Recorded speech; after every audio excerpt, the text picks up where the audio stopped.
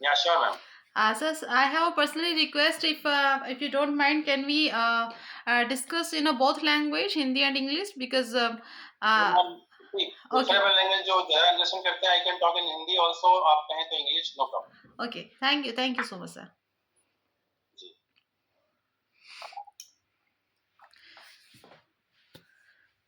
So good afternoon once again to all of you. I, Dr. Shilpi Chauhan, welcome you all in the seminar, National One Day Seminar on role of lifestyle and environmental factors in cancer prevention on the occasion of World Cancer Day and organized by Manipal Hospital, Jaipur, Rajasthan, in collaboration with the Saksham Society, Jaipur, Rajasthan, and Mahatma Phule College, Kingaon, Latur, Maharashtra. So, before the starting the session, I would like to request to Mr. Utkarsh Kumar sir to welcome and share the some about the program. Sir, are you in a meeting? Yes, ma'am, I am. Yeah, Thank please, you please for continue, sir. inviting me. Thank you for inviting me, and I heartily welcome all the uh, people, those who are attending this seminar, those who are listening this seminar live on YouTube as well as Facebook. And I heartily welcome Dr. Vijay Yadav, who is consultant on surgical oncology, and he is a MBBS, MS, MCH surgical oncology, and currently working with Manipal Hospitals, Jaipur. So I also would like to welcome Dr. B.R. Bodke, Principal Mahatma Phule College, Kingaon, Latur, Dr. Baliram Pawar, Head Department of Sociology, Mahatma Phule College, Kingaon, Latur, and our beloved President, Founder and President of Saksham Society, Mrs. Dr. Shilpi Chauhan ma'am. So in this uh, seminar, what we will be discussing would be the environmental factors related to cancer, or how they we can say influence cancer, and we will be discussing something about diet, physical activity, obesity, usage of substance use and abuse like tobacco, proper sleep, pollution, and other emerging trends for welcome this cancer. With these words, I would like to welcome Dr. Vijay Yadav sir once again for his kind words. So over to you, Vijay, Dr. Vijay sir. Thank you so much, sir. Thank you so much for the. Uh, good afternoon, all. I'm very thankful to the society to inviting me on the World Cancer Day. So just one question, ma'am, if you are hearing. So if everybody is comfortable in Hindi or English, what should I do? Sir better होगा हम हिंदी में discuss करें but in case कुछ scientifically word हैं तो we can use English English. Also. Okay, fine. So yes that's why yes I asked you. Yes Thank you so please. much. So, सबसे पहले मैं बता दूंगा वर्ल्ड कैंसर डे अपन क्यों मनाते हैं. जी. वर्ल्ड कैंसर डे एक दिन ऐसा रखा गया है जिसमें at least awareness program all over world in fact किए जाते हैं जिससे अपन कैंसर को प्रिवेंट कर सकें. So it's nothing about treatment, it is about the prevention. So cancer को प्रिवेंट करने के लिए हमारी लाइफस्टाइल मॉडिफिकेशंस, हमारी डाइटरी हैबिट्स, हमारे day to day social activities या हमारा अवेयरनेस. तो मोस्टली अवेयरनेस प्रोग्राम हम लोग रखते हैं जिससे कि जो जनरल पॉपुलेशन है या जनरल पब्लिक है उनमें इसका डर खत्म हो, उसको डर खत्म होने के साथ में वो जल्दी इसका निदान और उपचार करवाएं, माने डायग्नोसिस एंड ट्रीटमेंट करवाएं. तो हमारे कैंसर में हमारा सबसे बड़ा साथी ही होता है हमारा डायग्नोसिस या अर्ली डायग्नोसिस, मानी जल्दी हम इस चीज को अगर डायग्नोस कर पाए और इसको ट्रीटमेंट कर पाए. तो हमारी जीत में हमारा सबसे बड़ा साथी हमारा अर्ली डायग्नोसिस है अगर हमको कैंसर हो जाता है. दूसरी चीज हमारी अवेयरनेस की सबसे बड़ी चीज ये होती है कि हम पहले अवेयर हों कि ये जो बदलाव मेरे शरीर में आ रहा है ये कैंसर तो नहीं है या इसकी वजह से मुझे कैंसर तो नहीं हो जाएगा. तो सबसे पहले awareness is the only motto of the world cancer day.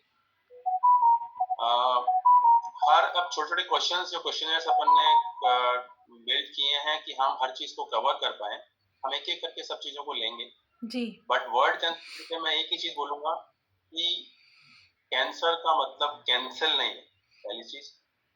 Cancer end of life नहीं है।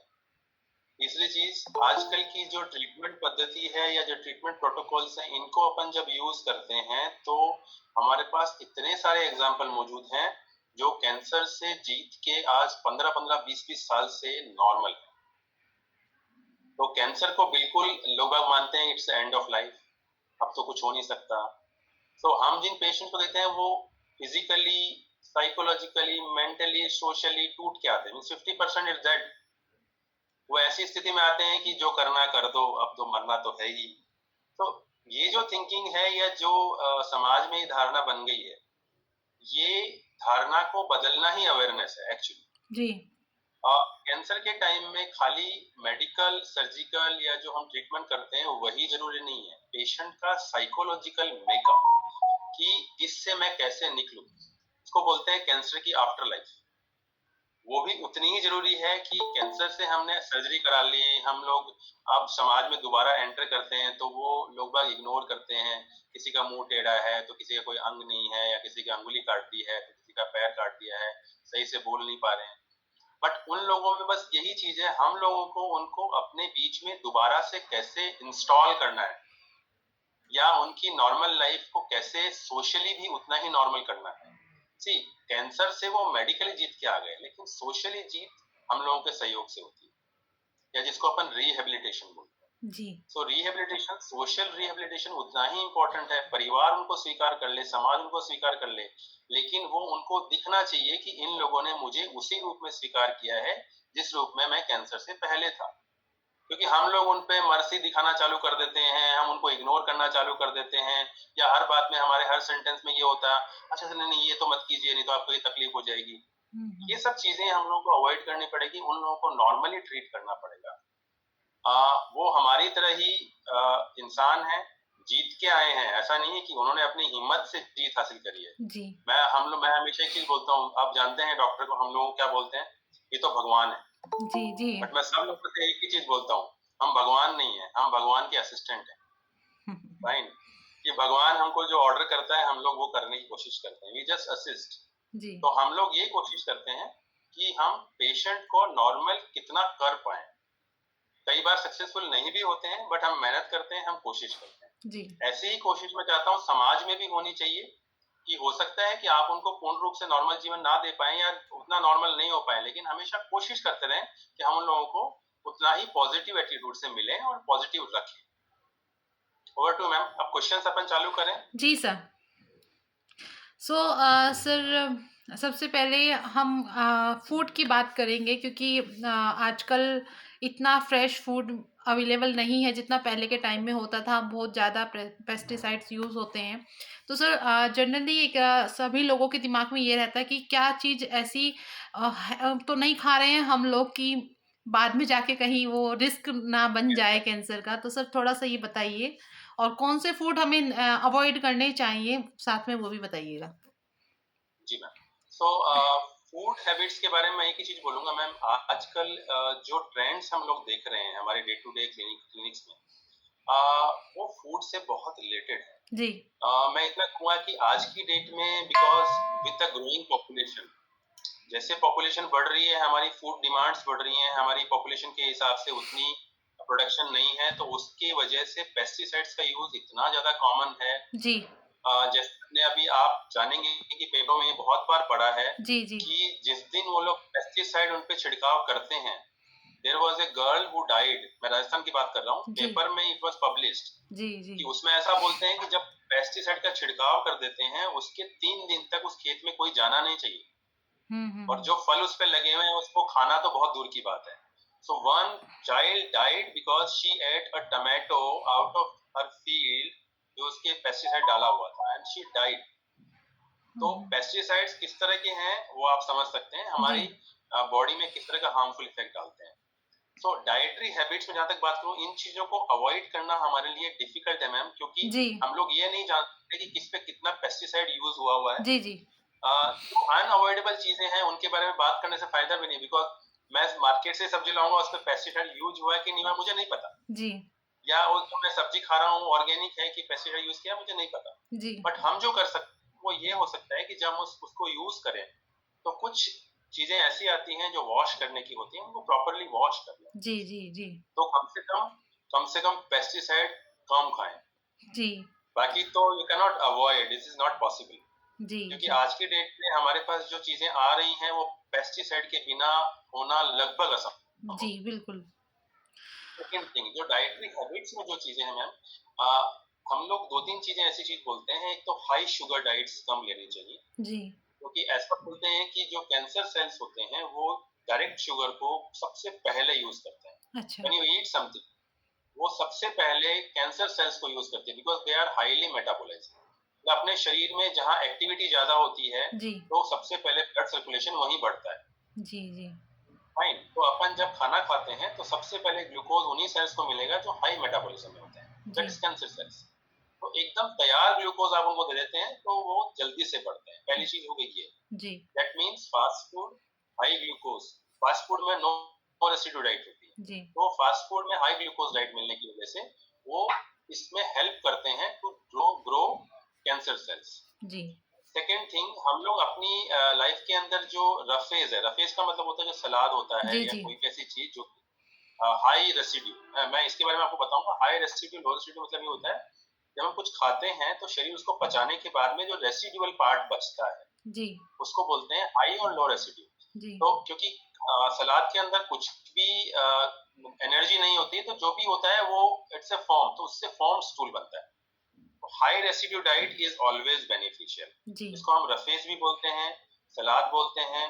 हाई विटामिन ग्रीन वेजिटेबल्स, ये सब चीजें, सूप्स, सलाद्स, ये सब चीजें इंपॉर्टेंट हैं। जी, ये चीजें हमारी बॉडी के अंदर हमारी इम्यूनिटी को इंक्रीज करने में हेल्प करती जी, हैं। और उसके अलावा हम लोग जो अवॉइड नहीं कर सकते हैं, मिल्क है, सब्जियां हैं, एटलीस्ट उनको प्रॉपर तरीके से धो के या उनका छिलका उतार के हम लोग खाएं। जी, विटामिन की खुराक एक्स्ट्रा लेते रहें। किसी को कुछ कमी हो रही है तो उसको पूर्ति करें। सबसे इंपॉर्टेंट चीज इन सब के अलावा जी, रूटीन बॉडी चेक। जी, जी, जी, रूटीन बॉडी चेक इसलिए इंपॉर्टेंट है, बहुत सारी चीजें ऐसी शरीर को हम लोग हमेशा सेकेंडरी गिन के चलते हैं, जब तक वो बैठ नहीं जाए तब तक हम नहीं बैठते। जी, जी, तो मैं अपना एग्जांपल दूं, मुझे सुबह रीनल नीरल कॉलिक था, बट मैं टैबलेट लेके सर्जरी कर रहा हूँ। दिस इज द थिंग, मैं ऐसा नहीं बोल रहा कि आप लोग, हम लोग भी यही कर रहे होते हैं। जी, तो अपनी बॉडी को बॉडी की तरह यूज करना चाहिए। जी, सो सबसे इंपॉर्टेंट चीज रेस्ट, स्लीप, ये जी, सब बहुत इंपॉर्टेंट। जी, जी, अपन अपनी बॉडी जो होती है वो हील करती है ड्यूरिंग स्लीप। स्लीपिंग टाइम, जी, तो स्लीप अगर आप नहीं लेंगे तो हम्म, हील कब करेगी? जी, हम अपनी बॉडी को, बुखार जब तक अपने को इतना नहीं आ जाए कि बैठना पड़े या सोना पड़े, तब तक हम नहीं छोड़ते हैं। कॉम्बीफ्लेम खा ली, पैरास्टामोल खा ली, जी, जी, बिल्कुल, antibiotic, then we do our things. जी, तो बॉडी को रिपेयर करने का टाइम नहीं मिलता है। जी, सो फूड डाइटरी हैबिट्स क्यों इंपॉर्टेंट है, मैंने आपको बताया। हाई फैट डाइट या जो लो रेसिड्यू डाइट्स या फास्ट फूड्स या कोल्ड ड्रिंक्स, ये सब हमको अवॉइड करना चाहिए। ये क्योंकि जल्दी एब्जॉर्ब होकर कैंसर में बढ़ोतरी में सहायता करते हैं। जी, दूसरी चीज, लो रेसिड्यू होने की वजह से ये कॉन्स्टिपेशन, एसिडिटी, गैस फॉर्मेशन में हेल्प करते हैं। जी, तो इसकी वजह से colony cancer, stomach cancer, oesophageal cancer ये बहुत कॉमनली हो जाता है। जी, जी, जिनको कॉन्स्टिपेशन रहता है, मैं आपको एक छोटा सा एग्जांपल दूंगा आपकी भाषा में समझाने के लिए। जी, जिन लोगों को क्रॉनिक कॉन्स्टिपेशन रहता है, सी, यूरिन एंड स्टूल, ये हम्म, दो ऐसी चीजें हैं जो कि अपनी बॉडी के वेस्ट मटेरियल्स हैं। जी, तो जो भी लोग इनको लंबे समय तक रोकते हैं हम्म, या कॉन्स्टिपेशन रहते हैं तो उनको मोशन कई लोगों को 2 दिन तक नहीं होता है। जी, तो उस केस में क्या होता है कि जो अपनी लार्ज इंटेस्टाइन की म्यूकोजा, मानी जो अंदर की दीवार होती है, जी, वो स्टूल के संपर्क में बहुत लंबे समय तक रहती है। हम्म, फाइन, तो वो खराब चीज के संपर्क में जितना लंबे समय तक रहती है उनमें बदलाव आने के चांस रहते हैं। जैसे हम टबैको खाते हैं, तो टबैको मुंह में रखते हैं तो बिल्कुल, टबैको हमारी मुंह की चमड़ी को खराब कर देता है। जी, धीरे धीरे हमको पेन और सेंसेशन गायब हो जाती है। ऐसे ही स्टूल भी हमारी बॉडी का एक खराब हिस्सा है जिसको हम बाहर निकालते हैं, लेकिन हम्म, अगर वो लंबे समय तक आंत में रहता है तो नेगेटिव इम्पैक्ट डालता है। जी। सर नेक्स्ट क्वेश्चन मैं आऊँगी, जैसे फिजिकल एक्टिविटी की हम यहाँ बात करेंगे। आजकल जो लाइफ स्टाइल है थोड़ा ऐसा हो गया है, वर्क प्रेशर, ज़्यादातर जो है लोग सिटिंग जॉब में रहते हैं, तो उनके लिए कितना रिस्क हो सकता है कि लंबे टाइम तक यदि वो सिटिंग में बैठे हुए हैं, तो क्या इसका कुछ इफेक्ट है? जी ma'am. So obesity I said कि जो थोड़ा बहुत मोटापा होता है जी, वो हमारे इन चीजों को हैम्पर करता है।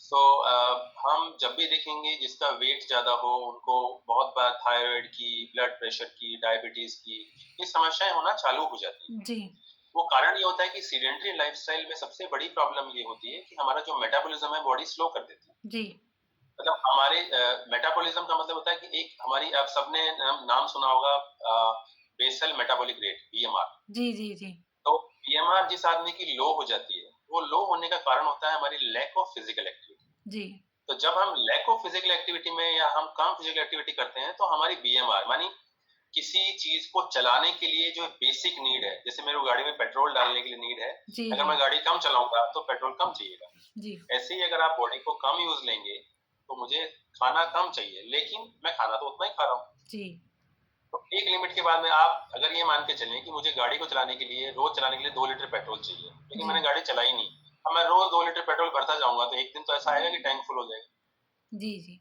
फिर वो क्या करेगा, then it start depositing somewhere, जी या जी तो ये लिवर में डिपॉजिट होगा या फैट टिश्यू में होगा, तो मोटापा बढ़ेगा। जी बिल्कुल तो ये सब चीजें क्या होती है कि नेगेटिव इम्पैक्ट डालती हैं शरीर के ऊपर, इनकी वजह से हमारा जो मेटाबॉलिज्म है बॉडी का वो गड़बड़ा जाता है। जी और मेटाबॉलिज्म गड़बड़ने की वजह से ये डायबिटीज जो होता है या बीपी होता है या हार्ट डिजीजेज हैं, ये सब चीजें होना चालू होती हैं जी और सारी चीजें इनसे ही संबंधित हैं।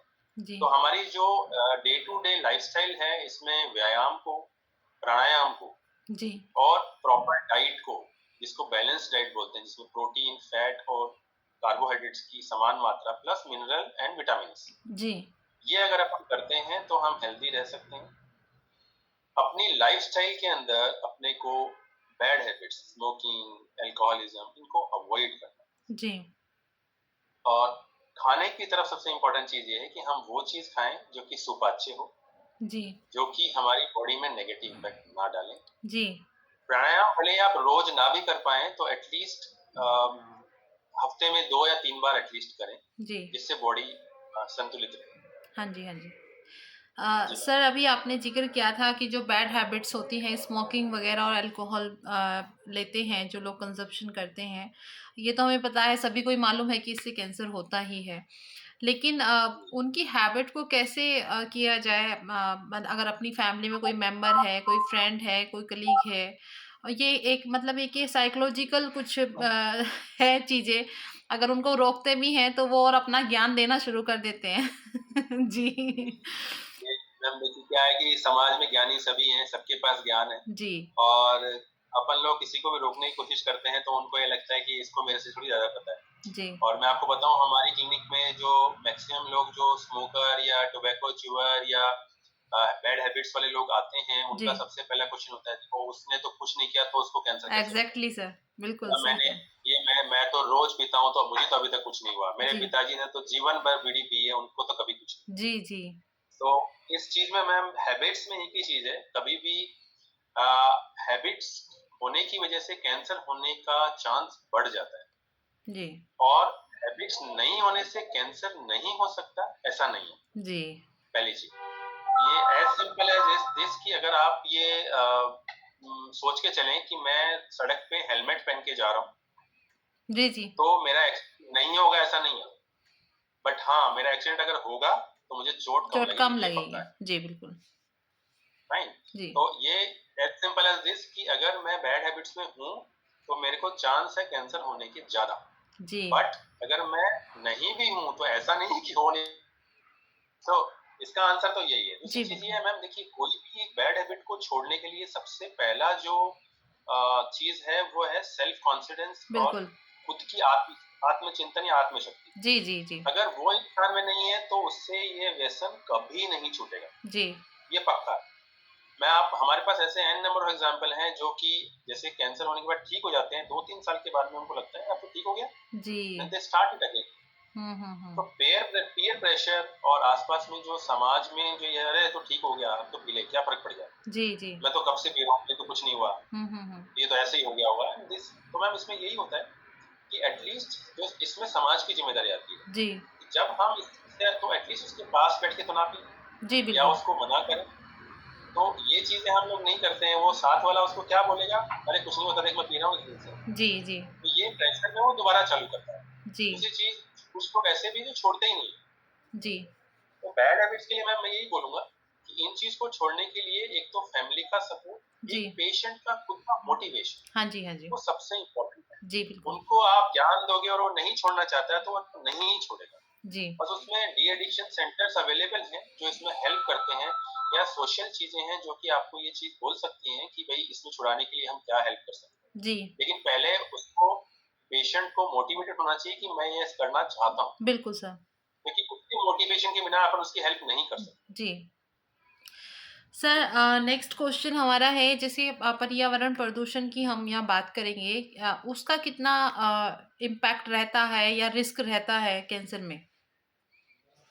जी, बहुत अच्छा सवाल है मैम। एक्चुअली अभी जैसे मैंने अपन ने शुरू में फर्स्ट क्वेश्चन में पेस्टिसाइड्स की बात जी, जी, बिल्कुल। की, ऐसे ही इनको हम बोलते हैं कार्सिनोजेंस। हाँ जी। कार्सिनोजेंस का मतलब ये होता है कि जिन चीजों से कैंसर होने की संभावनाएं बढ़ती हैं। जी, तो जैसे अपन स्मोकिंग, अल्कोहल की बात कर रहे हैं, जी, ऐसे ही हर तरह के कार्सिनोजेंस होते हैं। जी, केमिकल कार्सिनोजेंस हम बोलते हैं, कॉन्टैक्ट कार्सिनोजेंस बोलते हैं। जी, ये सब चीजें जो एयर में जो पोल्यूशन पोल्यूटेंट्स हैं, ये सब कार्सिनोजेनिक एजेंट्स हैं। जी, इनसे तो मैं एक छोटा सा बेसिक चीज आपको पहले बताना चाहूंगा मैम, जी, कि ये कार्सिनोजेंस कैसे अपनी बॉडी में कैंसर पैदा करते हैं। जी, तो सबसे बड़ी चीज इसके लिए ये जरूरी है कि कैंसर पहले है क्या। जी, जी, जी, तो कैंसर एक्चुअल में इट्स नथिंग।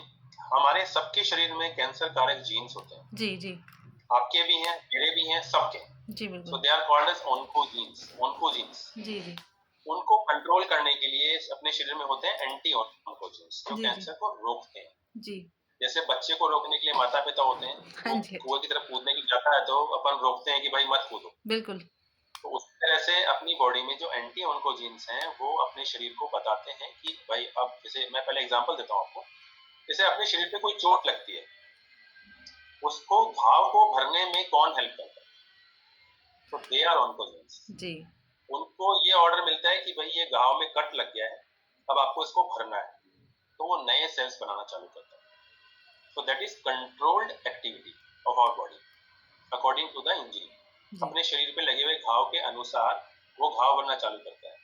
अब आप एक चीज सोच के देखिए, उसको कौन बताता है कि अब यहाँ रुक जाना है, चमड़ी का घाव भर गया है? जी, जी, सही दे बात। Are anti oncogenes. जी, दे जी, आर एंटी ऑन्कोजेंस। उनको ये ऑर्डर देते हैं भाई बस बहुत हुआ, अब तुम्हारा काम कंप्लीट हो गया है, अब मुझे काम करना है। जी, fine. So anti oncogenes switch off the oncogenes. जी, अब क्या होता है कि ये सब अपनी बॉडी में जो डीएनए और जीन्स अवेलेबल हैं, वो इनको अलग अलग, उनमें बहुत सारे जीन्स हैं जो कि कैंसर कॉजिंग होते हैं, बहुत सारे जीन्स कैंसर को रोकने वाले होते हैं। इनके बीच में एक बैलेंस होता है। हम्म, अब बैलेंस कैसे भी गड़बड़ा सकता है। गड़बड़ाने का मतलब ये होता है कि या तो ऑन्कोजीन्स ज्यादा एक्टिव हो जाए कि वो आपका कहना मानना बंद कर दें, या एंटी ऑन्कोजीन, जैसे कहने का मतलब है अभी आप यंग हैं तो बच्चे को कंट्रोल कर सकते हैं, या बच्चा छोटा है तो कंट्रोल कर सकते हैं। बूढ़े हो जाएंगे तो बच्चा कंट्रोल आपको करेगा। जी, बस। So it's indirect. जी, तो ऑन्कोजीन्स या तो एंटी ऑन्कोजीन्स पे हावी हो जाए, या एंटी ऑन्कोजीन्स खुद वीक हो जाए। ये सब कारक होते हैं कैंसर के। अब इनको वीक करने वाले जो पार्ट है, या इनको ऑन्कोजीन्स को स्ट्रॉन्ग करने वाले जो पार्ट है, ये कार्सिनोजेंस है। ये अपने डीएनए में डैमेज करते हैं, जिससे कि ये जो जीन्स हैं, इनमें डैमेज होने की वजह से उस पर कंट्रोल हट जाता है, या फिर ऑन्कोजीन्स ज्यादा एक्टिव हो जाते हैं। जी, तो ऐसा कोई भी जीन जो इनसे डायरेक्टली रिलेटेड है और वो डीएनए में डैमेज होने की वजह से ओवर एक्टिव या अंडर एक्टिव हो गया, तो हमारे शरीर के अंदर कैंसर बनना चालू हो जाता है। कैंसर को अगर आप अपनी भाषा में समझें तो कैंसर क्या है? It is uncontrolled overgrowth. जी, ओवरग्रोथ तो ये है, और अनकंट्रोल्ड है। तो कंट्रोल से वो कर नहीं पा रहा है तो वो अपने हिसाब से बढ़ती जाती है, जी, और कंट्रोल अपन कर नहीं पा रहे हैं तो ओवरग्रोथ हो चुकी है नाउ। अब ये कैंसर का रूप ले चुकी है, क्योंकि अब इसको रोकने का कोई तरीका नहीं है। जी, जी, तो इसीलिए वो कैंसर डेवलप होता है।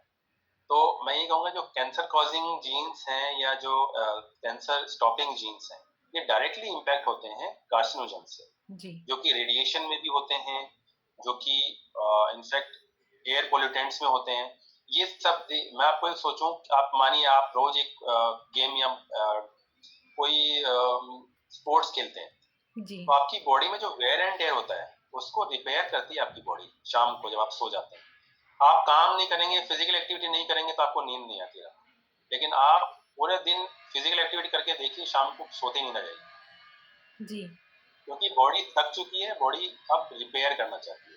जी बिल्कुल लेकिन हम क्या करते हैं, 12 बजे तक स्क्रीन टाइम चल रहा है, जी कभी लैपटॉप चल रहा है, कभी मोबाइल चल रहा है, कभी कॉल आ रहा है, तो जी कभी टीवी देख रहे हैं ऑल। तो उन चीजों में क्या होता है, हमारा जो रिपेयर टाइम जी है वो हम रिड्यूस करते हैं। वो रिपेयर, देखिए मैं हमेशा दो चीज बोलते हैं, कुछ लोग बोलेंगे नहीं साहब ये आप एक्सरसाइज कीजिए, ये कीजिए, वो कीजिए, प्राणायाम कीजिए। मैंने बोला सबसे बड़ी एक्सरसाइज है स्लीप। फाइन। बिल्कुल वो इसलिए जरूरी है क्योंकि जितनी आप अपनी बॉडी को हेल्दी रखने की कोशिश कर रही हैं, जब तक आप उसको रिपेयर ही नहीं करेंगे, आप मानिए मैं रात को 12 बजे सो रहा हूँ और 4 बजे उठ के नहीं कहा मुझे तो घूमने जाना है जी या मुझे टहलने जाना है, तो मैंने अपनी बॉडी को फिर से फिजिकल एक्टिविटी में डाल दिया। हम्म। तो मेरा इतना बोलना है कि जब भी कोई डैमेज बॉडी में होता है, उसको प्रॉपर रिपेयर का टाइम देना बहुत जरूरी है। जी तो ये जीन्स रिपेयर होते हैं, आप उन जीन्स को रिपेयर करने का अगर टाइम नहीं देंगे, देखिए बॉडी क्या होती है, कोई भी केमिकल कार्सिनोजन या कोई भी रेडिएशन कार्सिनोजन से अगर डैमेज होती है, तो बॉडी उसको रिपेयर करने के लिए, नींद के अंदर हर चीज रिपेयर होती है। जी वो रिपेयर का टाइम आप प्रॉपर नहीं दोगे, रेस्ट प्रॉपर नहीं दोगे, उनको रिपेयर करने के लिए जो विटामिन या मिनरल्स चाहिए, जो हेल्दी डाइट चाहिए, वो नहीं दोगे, जी मीन्स प्रोटीन्स है, विटामिन है, ग्रीन लीफी वेजिटेबल्स है, ये नहीं दोगे, तो देखिए रिपेयर करने में एक ही चीज कारगर नहीं है, नींद।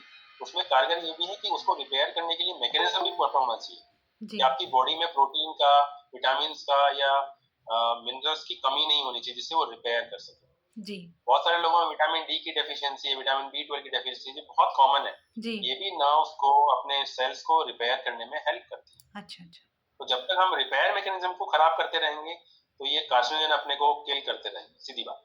जी सर क्या ये जेनेटिक भी होता है क्या? जी मैम, ऐसा बोलते हैं कि कुछ 5 to 10% केसेस में, कुछ अच्छा जगह लेस देन 5% केसेस में ये जेनेटिक भी होता है। जी जैसे कुछ, जैसे ब्रेस्ट, ओवरीज, कोलोन, प्रोस्टेट, हम्म किडनी या कुछ एंडोक्राइन ग्लैंड्स के जैसे थायराइड के, इन सब के कैंसर्स होते हैं जो जीन से डायरेक्टली एसोसिएटेड होते हैं। जी इनके बहुत सारे जीन्स हैं जो सिंड्रोमिक होते हैं। जी तो इनमें सबसे ज्यादा जो कॉमनली पाया जाता है वो ब्रेस्ट ओवरी, जो अपने को काफी मात्रा में देखने को मिलता है। Second is colon.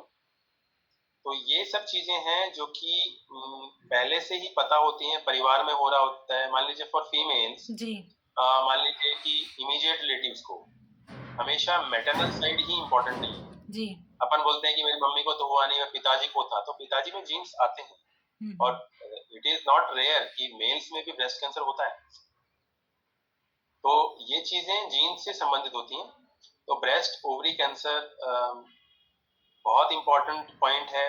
Females ignore करती हैं, जी लंबे समय तक दिखाती नहीं है। हाँ अगर जी फैमिली में कोई भी चीज, कोई भी पॉइंट पॉजिटिव फैक्टर दिखाता है कि किसी को भी ब्रेस्ट में गांठ हुई हो या ओवरी में गांठ हुई हो, थायराइड में गांठ हुई हो, जी ये सब जेनेटिकली प्रूवन फैक्ट्स हैं। स्टोमक कैंसर है, कोलोनिक कैंसर है, ये जेनेटिकली प्रूवन है अच्छा कि इनके अंदर अगर परिवार में किसी को है तो बहुत चांसेस है कि ये फैमिली में रन करेगा। जी तो इस केस में आपको एक ही ध्यान देना है, अगर फैमिली में किसी को पॉजिटिव हुआ है पहले, तो कुछ जीन्स के टेस्ट होते हैं जो आप क्लिनिशियन से मिलेंगे तो आपको सजेस्ट करेंगे कि आप ये टेस्ट करवा लीजिए। जी तो वो करवाने से एटलीस्ट आपको ये पता लग जाएगा कि मैं जेनेटिकली प्रीडिस्पोज तो नहीं। जी बहुत से लोग इससे भी डरते हैं मैम कि कई बार क्या होता है कि जब सजेस्ट किया जाता है कि मान लीजिए कि आपकी फैमिली में आपको नानी को या मदर को या किसी सिस्टर को जी कुछ कैंसर है, तो हम जैसे सजेस्ट करेंगे कि आप एक टेस्ट करा लीजिए, तो उनको डर किस चीज का लगता है, कुछ आ गया तो। जी जी तो कुछ आ गया तो ही सबसे बड़ा साथी है। तो वो जी कुछ आ जाता है अगर, तो नहीं आए तो बहुत अच्छी बात है, लेकिन अगर आ जाए और हमको मालूम चल जाए तो वो हमारी हेल्प करेगा जी कि हमको एटलीस्ट आएगा 5% केसेस में।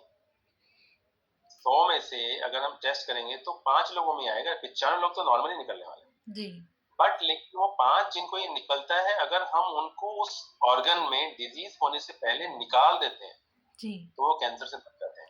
जी तो उसको रिस्क रिडक्शन थेरेपीज बोलते हैं। मानी हम उस ऑर्गन को, जैसे अगर ब्रेस्ट में ट्यूमर होना ही है, अपने को पता है हम BRCA1 breast cancer gene positive है, जी तो BRCA जीन अगर हमारा पॉजिटिव है, तो अगर ब्रेस्ट ओवरीज टाइम पर निकाल दी जाए जी तो वो कैंसर होना होगा ही नहीं, एटलीस्ट जी कहीं फैलेगा ही नहीं। जी सर जैसे आजकल चारों तरफ इतना सब लोग बिजी हैं अपनी लाइफ स्टाइल से को लेके मैं बात कर रही हूँ स्पेशली सर हर कोई यहाँ स्ट्रेस में है बच्चा भी स्कूल के प्रेशर में है बड़े अपने मार्क्स के प्रेशर में है और हम जैसे लोग जॉब और अपने काम काज को लेके प्रेशर में रहते हैं हर कोई इवन आप भी होंगे कहीं ना कहीं तो सर स्ट्रेस का तो बहुत ज़्यादा इम्पैक्ट होता ही है हेल्थ पे मेंटल हेल्थ पे अगर हम बात करें तो सर ये अगर लंबे समय तक बना रहे तो क्या इसका कुछ इम्पैक्ट पड़ेगा उसको इंक्रीज करने में कैंसर को?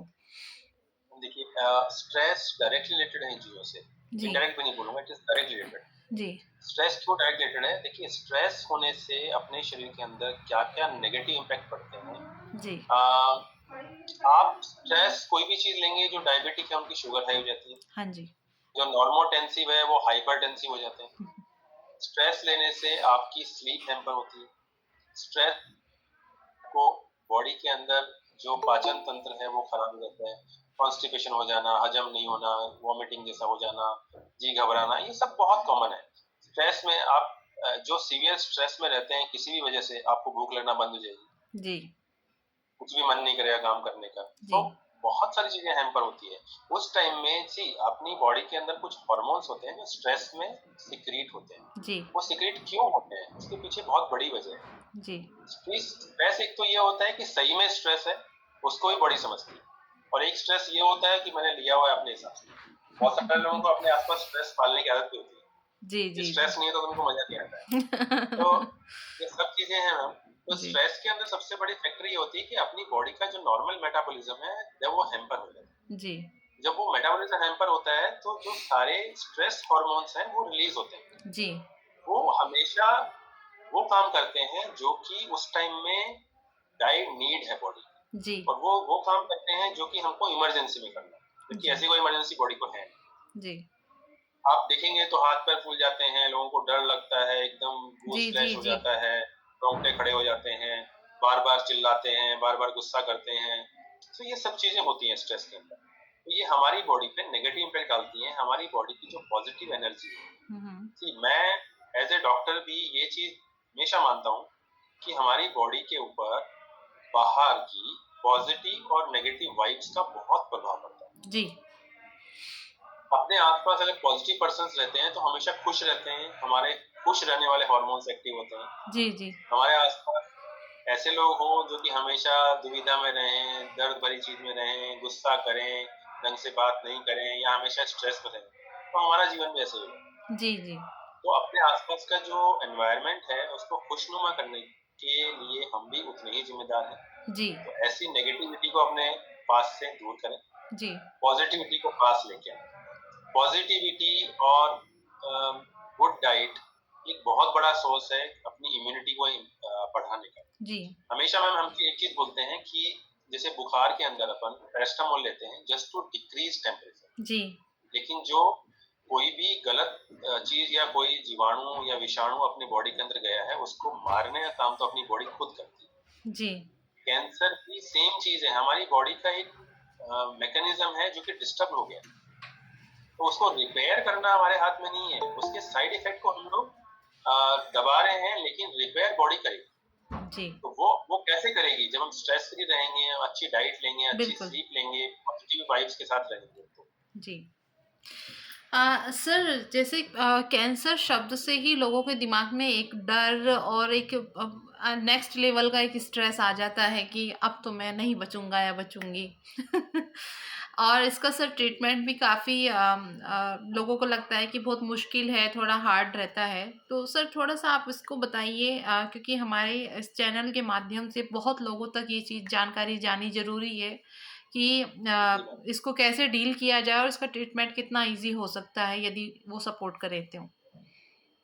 तो मैंने अपनी टॉक के फर्स्ट सेंटेंस में बोला था जी कैंसर मतलब कैंसिल नहीं। जी तो सबसे बड़ी चीज ये है कि कैंसर, बहुत बार अपन ये सोचते हैं, मैंने आपको क्या बताया कि कैंसर कहीं बाहर से नहीं आया, जी कैंसर अपने शरीर का ही अंग है। जी बिल्कुल तो अपन अपने या तो लाइफस्टाइल से, या हमारे स्ट्रेस से, या कोई कार्सिनोजन से, या किसी और वजह से जी वो हमारे कंट्रोल से बाहर हो गया, इस वजह से वो कैंसर हो गया, सीधी बात। जी अब कुछ बार जो हम कार्सिनोजेन जैसे टोबैको, च्यूइंग, अल्कोहल, स्मोकिंग है, ये सब हम खुद करते हैं, तो हम अपनी बॉडी को खुद डैमेज कर रहे हैं, और कई बार डैमेज अपने आप होती है, उसको रिपेयर करने में। जी तो मैं एक ही चीज बोलूंगा कि इन चीजों के अंदर जो अपन कैंसर मैकेनिज्म जो अपनी बॉडी के अंदर चालू हुआ है, जी इसको जब तक अपन सुधारेंगे नहीं, या कोई लाइफस्टाइल मॉडिफिकेशन की जरूरत अपने को है, उसको अपन नहीं सुधारेंगे, जी तो अ, ये ठीक नहीं हो सकता, पहली बात। जी दूसरी बात है, कैंसर होने के बाद आप डरे नहीं। मैंने पहले भी बताया कि कैंसर होने के बाद जो हमारा सबसे बड़ा साथी है वो है अर्ली डायग्नोसिस एंड ट्रीटमेंट। जी यानी हम उसका डायग्नोसिस करें जल्दी से जल्दी और उसका ट्रीटमेंट लें। जी आजकल की जो नई पद्धतियां हैं, इसके हिसाब से काफी हद तक हम लोग कैंसर को कंट्रोल कर लेते हैं, अगर जी वो अर्ली स्टेज में पकड़ में आ जाता है। जी स्टेज 4 के कैंसर्स को हम खाली कंट्रोल कर सकते हैं, ठीक नहीं कर सकते। जी तो अगर स्टेज 1-2 में है, तो जल्दी से जल्दी उपचार कराएंगे तो ठीक हो जाएंगे। तो सबसे पहली चीज यही होती है, मैंने आपको पहले भी बताया था कि कैंसर का नाम आते ही जो पेशेंट होते हैं वो हाफ डेड हो जाते हैं। जी जी वो ये बोलते हैं, तो करना कर दो, अब मरना तो है ही, ठीक होगा तो ठीक। जी तो सबसे पहले मैं यही बोलूंगा, अवेयरनेस का मतलब ये है कि कैंसर का मतलब कैंसर बिल्कुल नहीं है। बिल्कुल कैंसर के साथ जीने की जरूरत नहीं है, जी बट उसको इग्नोर करके भी आप नहीं जी सकते। जी तीसरी चीज ये है कि कैंसर के जो साथी है अपना, मैंने आपको बता ही दिया, अर्ली डायग्नोसिस ट्रीटमेंट के अलावा मेडिसिन है, जी सर्जरी है, रेडिएशन थेरेपी है, ये सब हम ले सकते हैं। जी और उसके बाद हम अपनी लाइफस्टाइल को दोबारा नॉर्मलाइज करें, तो हम उसको कभी भी दोबारा आने से भी रोक सकते हैं। जी तो सबसे पहले मैं सब लोगों से एक ही चीज बोलूंगा, कोई भी ऐसा बदलाव जो शरीर में आ रहा है, उसको छुपाए बिना दिखाएं। जी बिल्कुल छुपाना नहीं है। उसके पीछे मैंने इसलिए सबसे पहले बताया कि अपने को routine body checkup. Sir sorry, मैं आपको अभी बीच में रोक रही हूँ सर। बदलाव से सेंस मतलब कुछ लक्षण पे आप बात कर रहे हैं? हाँ जी जी मैम, देखिए कोई भी शरीर पे आया बदलाव, जी मान लीजिए आज मुझे शरीर पे कोई फुंसी नहीं है, जी या मुंह में कोई छाला नहीं है, या कोई गांठ नहीं है, मैं आज बिल्कुल ठीक हूँ, कोई प्रॉब्लम नहीं। अब मेरे शरीर में कोई भी बदलाव आ सकता है। जी देखिए, मुंह में छाला हो गया, जी मैं आपको ऊपर से एक एक चीज का हल्का सा सिम्टम जी आपको जी बताऊँ। बिल्कुल जैसे मान लीजिए फेस पे कोई तिल है, जी जो पहले बहुत छोटा था, एकदम से विद इन ए मंथ बहुत बड़ा हो गया, या उसपे बाल आना चालू हो गए, उसमें से ब्लीडिंग चालू हो गई, या उसमें से खुजली चालू हो गई। तो ये तिलों का, ये कहीं भी शरीर में हो, ये मैंने आपको बताया तिल का, जो ब्लैक स्पॉट्स अपनी बॉडी पे होते हैं, ये स्किन का हो गया। सेकंड हो गया, हमारे बॉडी में कहीं भी कोई छाला हो गया या गांठ हो गई, वो मुंह में भी हो सकता है, फेस पे हो सकता है, चेस्ट पे हो सकता है, गमन पे हो सकता है, लेग्स पे, कहीं पे भी। उस गांठ के बारे में जो कि पहले से नहीं था, उसके बारे में बताया।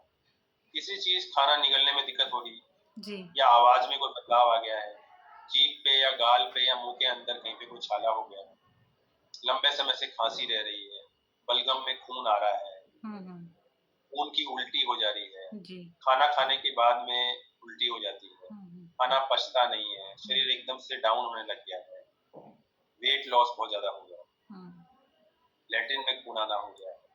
फीमेल्स के लिए बताऊं तो ब्रेस्ट में कोई गांठ हो गई जो कि पहले नहीं थी, जी कोई पेन होना चालू हो गया है, हम्म या फिर अपन बोले पेट में कोई गांठ अपने को फील हो रही है, हम्म कोई उभार पैदा हो गया है। हम्म तो ये सब चीजें इसी कारण है कि फीमेल्स में अपन फिर से बात करें तो मेनोपॉज होने के बाद में दोबारा माहवारी चालू हो जाती है, या ज्यादा या कम माहवारी आती है। जी ये सब चीजें इंडिकेशन होती हैं शरीर का कि अपने को चेकअप कराने की जरूरत है। सी वो कैंसर है कि नहीं है, वो डायग्नोज तब तक नहीं हुआ है, लेकिन उसको चेक कराने से एटलीस्ट हम ये तो कंफर्म कर सकते हैं कि ये है कि नहीं।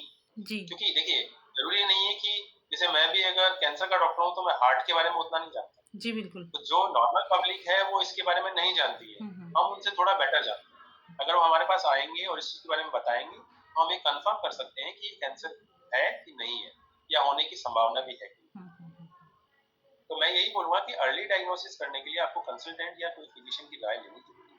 जी सर अभी एक बार मैं अपनी ऑडियंस को वेलकम करना चाहूँगी। अगर आप लोगों के दिमाग में भी यदि कोई क्वेश्चन है और कुछ क्वेरी है, तो आप डायरेक्ट सर से बात कर सकते हैं, या चैट बॉक्स में भी आप अपनी क्वेरी टेक्स्ट कर सकते हैं। सर जैसे तब तक मैं आपसे एक क्वेश्चन कर लेती हूँ सर। मणिपाल हॉस्पिटल में काफ़ी फेमस हॉस्पिटल है जयपुर में और अच्छा ट्रीटमेंट भी चल रहा है। तो सर आप कुछ बताना चाहेंगे कुछ यहाँ पे ट्रीटमेंट की कुछ फैसिलिटीज़ क्या और अच्छे से हो चुकी हैं एज़ जी कम्पेयर टू मैम, अदर? जी मैम। तो ऐसा है मैम कि इसमें एक्चुअली कैंसर के ट्रीटमेंट में 3 मूल जो चीज़ें हैं वो अपना साथ ही होती हैं। जी, फर्स्ट इज़ सर्जरी मानी ऑपरेशन, जी, सेकंड इज़ कीमोथेरेपी जी, या इम्यूनोथेरेपी, टारगेटेड थेरेपी तीनों उसमें इंक्लूडेड है। जी, या थर्ड इज़ रेडिएशन थेरेपी जिसको हम सेक बोलते हैं। जी, तो ये सब चीज़ें मणिपाल हॉस्पिटल में अवेलेबल हैं। कोई भी ट्रीटमेंट लेने से पहले जो सबसे पहली चीज़ है जो हमारे दिमाग में आनी चाहिए वो है डायग्नोसिस। किसी भी डायग्नोसिस के बिना कोई ट्रीटमेंट नहीं है। तो डायग्नोसिस करने के लिए हमारे यहाँ पे सारी सुविधाएं अवेलेबल है। बायोप्सी से लेके अल्ट्रासाउंड या जो भी बायोप्सी करने के लिए और सीटी गाइडेड बायोप्सी हुई या उनकी स्टेज जानने के लिए full body scan, PET scan, ये सब सुविधाएं हमारे यहाँ अवेलेबल है। जी, इसके अलावा बहुत बार ऐसा होता है कि हमको फ्रोजन सेक्शन की जरूरत पड़ती है। बहुत सारे ट्यूमर ऐसे भी होते हैं जो कि बायोप्सी में पूरी तरह पकड़ में नहीं आते हैं, उनको निकाल के तुरंत एक बायोप्सी का तरीका होता है जिसको फ्रोजन सेक्शन रिपोर्ट्स बोलते हैं, वो भी अवेलेबल है। इसके अलावा हर तरह की सर्जरीज हैं, open as well as laparoscopy, और अब रिसेंटली एडेड रोबोटिक्स ऑल्सो। जी, रोबोटिक सर्जरी भी हमारे यहाँ पे है। अच्छा, तो full facilities are available, Manipal में सब अवेलेबल है। जी, और हम आई थिंक 2006 से जी, ये चीज़ें यहाँ चालू हैं। जी। सर अभी एक ऑडियंस में से एक मैसेज आया है कि कैंसर का इलाज कराते हैं तो वो काफ़ी कॉस्टली पड़ता है और जनरली ये माइंडसेट होता ही है लोगों का। और कहीं न कहीं अगर हम मिडिल या लोअर क्लास लोगों की बात करें तो कहीं न कहीं वो इस चीज़ को दिमाग में रखते हैं और वो कहीं न कहीं डिले हो जाता है उनका ट्रीटमेंट। बहुत ही अच्छा सवाल है मैम, जी, और आई वुड एप्रिशिएट जिसने पूछा है। जी, मैं एक्चुअली मैम एक चीज़ बोलना चाहूँगा कि इसमें कोई डाउट नहीं है मैम, कैंसर की दवाइयाँ रोज़ एक्सप्लोर हो रही हैं जी। और रोज़ ही इन्वेंशन चालू है। हुँ, इसमें क्या होता है मैम कि कैंसर की दवाइयाँ जब भी मोनोपोली में आती हैं, आप समझ सकते हैं। जी, कोई चीज़ अगर मैं खुद बनाता हूँ, जी, तो मैं पहले उसकी कॉस्ट को निकालूँगा, जी, जी। सीधी बात। बिल्कुल। तो जो कंपनी ने रिसर्च की है, करोड़ों रुपए खर्च किए हैं, तो वो पहले पहले उसकी मोनोपोली रखती है जी, और वो उस कंपनी उसको उसी हिसाब से सेल ऑफ करती जी, है कि जब तक उसका रनिंग जो उसका इन्वेस्टेड कॉस्ट है वो ना निकले। जी, तो जब जब उस कंपनी की मोनोपोली होती है, तब तक उस दवाई को कंट्रोल करना या उस दवाई की कॉस्ट को कंट्रोल करना इज़ वेरी डिफिकल्ट। जी, जी, लेकिन कुछ प्रोग्राम्स अवेलेबल हैं, कुछ सपोर्ट सिस्टम अवेलेबल हैं, जिनसे वो महँगी दवाइयाँ भी अवेलेबल हो जाती हैं। जी, जहाँ तक मैं बात करूँ मैम कि उन्होंने पूछा कि ये ट्रीटमेंट ओवरऑल भी, वैसे भी मैं अगर हाई एंड दवाइयों की बात नहीं करूँ, जी, तो मैम होता क्या है कि हम अपनी खुशी में कितना भी पैसा खर्च कर सकते हैं, जी, दुःख में हमसे खर्च नहीं होता। तो मैं अपनी आपकी बात नहीं कर रहा, मैं अपनी भी बात कर रहा हूँ। जी, हम अगर किसी थिएटर के अंदर जाके मूवी देखने जाऊँगा तो मैं वो ₹1500 का खाने का सामान ले लूँगा, मैं वो ₹200 का पॉपकॉर्न भी लूँगा, मैं ₹150 का समोसा भी लूँगा, जी, जो कि बाहर 15 रुपए में मिल जाएगा। होता क्या है कि जब हमारा माइंडसेट इस तरह का होता है कि we are going for enjoyment, जी, ये इस तरह का नहीं है। It's a difficult time for the family as well as the patient. जी, तो इस टाइम में हमारा माइंडसेट अलग होता है। तो इसके लिए मैं सबको एक राय देना चाहूँगा कि सबके पास या तो कोई गवर्नमेंट स्कीम के थ्रू इंश्योरेंस जी, या खुद का मेडिक्लेम पॉलिसी होना ही चाहिए। It's a mandatory. जी, जी, आज की डेट में अगर आप भगवान के भरोसे चल रहे हैं कि मुझे कुछ नहीं होगा, तो भगवान भी आपका साथ नहीं देगा। So you have to have some insurance policy with you, whether it is government, कोई गवर्नमेंट स्कीम में हो या कोई प्राइवेट स्कीम में हो, वो रखना मैंडेटरी है मैम। कब क्या किस कंडीशन में क्या जरूरत पड़ जाएगी हमको नहीं पता। जी, तो आज की डेट में अगर हमने इंश्योरेंस पॉलिसी नहीं करा रखी है तो आज ही करवा लेना चाहिए, जी, जी, क्योंकि मैम इसका और कोई तरीका नहीं है। सी मैंने बताया ना आपको कि बहुत सारी ड्रग्स ऐसी हैं जो कि बहुत इफेक्टिव हैं, लेकिन बिकॉज ऑफ मोनोपोली वो इतनी महंगी है कि हम लोग भी उसमें हेल्प नहीं कर सकते। गवर्नमेंट उसमें क्या होता है कि गवर्नमेंट को सी अगर कोई कंपनी कनाडा में बनी है, यूएस में बनी है, या उसके अंदर दवाई हुई है, लेकिन वो यहाँ सप्लाई चल रही है, लेकिन they will charge you handsome amount, 10 lakh 20 lakh रुपए चार्ज करें, और वो दवाई देने से वो पेशेंट ठीक हो सकता है। तो हमेशा बेचारा वो पेशेंट ये कोशिश करता है कि मेरा घर बार बिक जाए,